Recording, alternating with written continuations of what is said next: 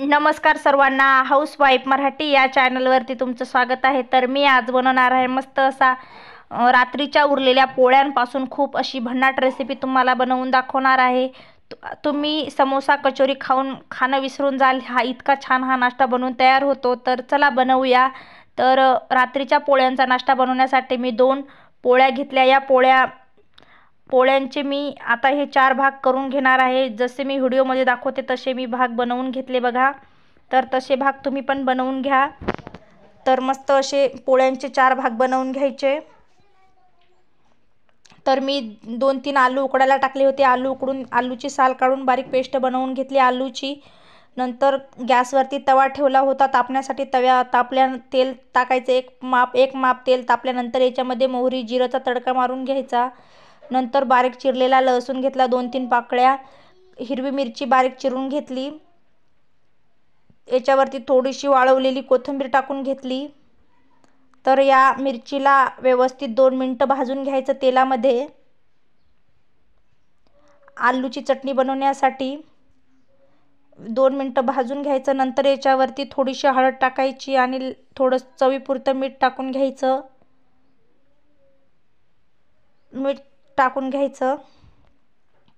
तर ही आलूची चटणी खूप छान होते स्टफिंगमध्ये भरण्यासाठी।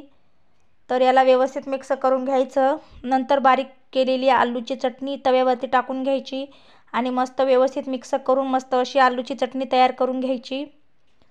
तर हा नाश्ता खूप लवकर बनून तयार होतो आणि खायला पण खूप टेस्टी लागतो।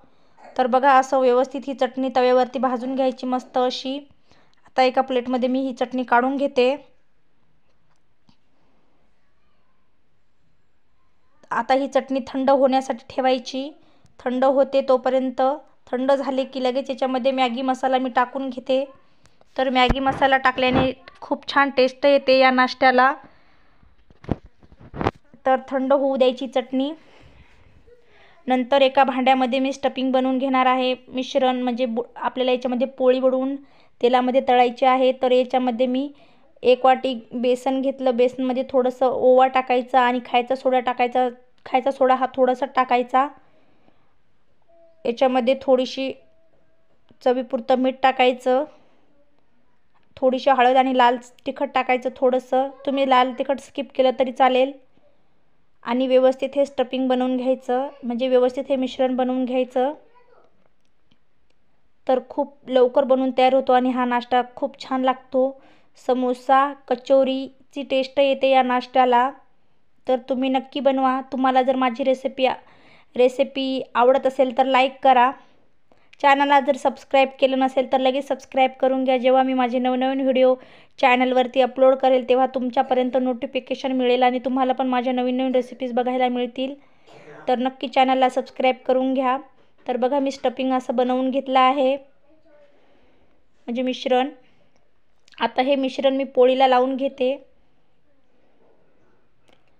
याच्यामध्ये आलूची चटणी लावून घ्यायची आहे।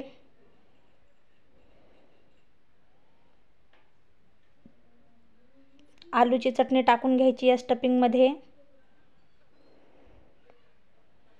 तर मी हा एक कोन करून बघत आहे।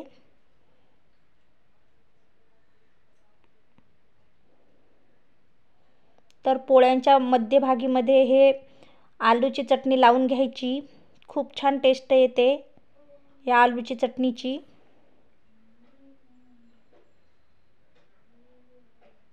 तुम्ही कोन बनवला तरी पण खूप छान होतो हा।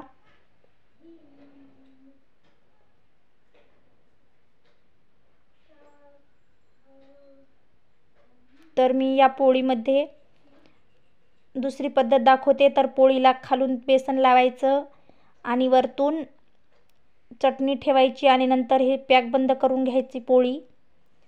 सर्व पोळ्या अशाच बनवून घ्यायच्या। तर सर्व पोळ्यांमध्ये मी आलूची चटणी टाकून घेतली। नंतर मी तव्यावरती थोडंसं तेल टाकलं। तेल चांगलं तापून घ्यायचं। नंतर जे आपण मिश्रण बनवलं होतं त्याच्यामध्ये ही पोळी बुडवायची आणि तेलामध्ये फ्राय करून घ्यायची। तर खूप छान ही पोळी बनवून तयार होते आणि खूप टेस्टी लागते। कुरकुरीत अशी ही पोळी भाजून घ्यायची आणि खूप छान हा नाश्ता बनवून तयार होतो आणि खूप लवकर बनवून तयार होतो। खूप टेस्टी लागतो। तुम्हाला ही रेसिपी कशी वाटली ते नक्की कमेंट करून सांगा। तुम्हाला जर माझी ही रेसिपी आवडली असेल तर चॅनलला नक्की सपोर्ट करा। धन्यवाद।